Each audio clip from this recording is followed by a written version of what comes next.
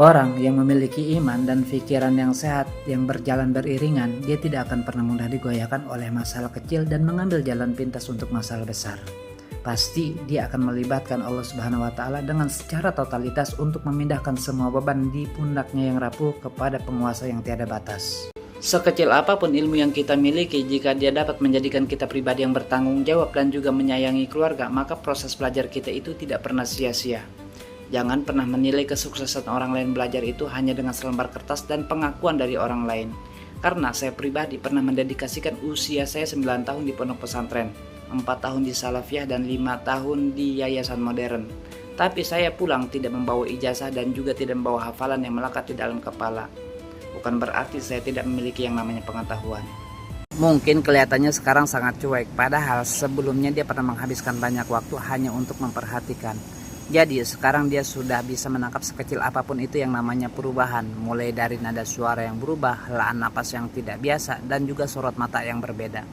Jadi jika ada yang melenceng dari kesehariannya, maka otaknya akan menangkap anomali tersebut sebagai sinyal bahaya, kemudian muncul sebagai intuisi. Jadi jangan pernah menyembunyikan kegelisahan kita di depannya.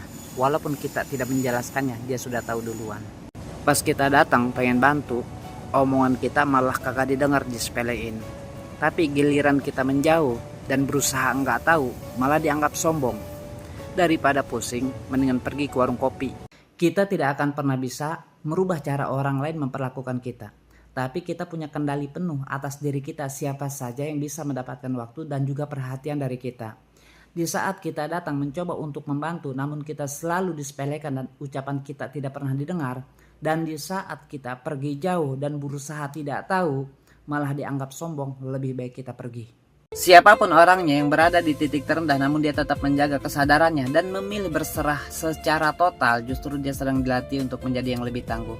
Dengan melibatkan Allah dengan secara totalitas, itu bukan berarti pasrah tanpa arah, melainkan itu adalah bentuk tertinggi dari keyakinan bahwasanya ada kekuatan yang lebih besar yang mampu untuk menyelesaikan setiap masalah. Bagi saya yang sudah berumah tangga, hidup itu membutuhkan sesuatu yang lebih daripada sekedar teori.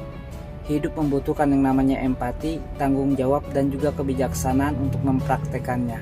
Karena yang dibutuhkan istri dan anak-anak kita adalah tanggung jawab dan juga kasih sayang dari kita. Sensasi dari pelarian itu tidak akan pernah bertahan lama, dia hanya akan bertahan beberapa bulan saja. Dan di saat masa indahnya telah lewat, maka rasa bosan yang sama akan datang kembali. Apakah sepadan mengorbankan investasi, emosi, pengorbanan dan kepercayaan yang sudah dibangun belasan tahun hanya untuk ego sesaat?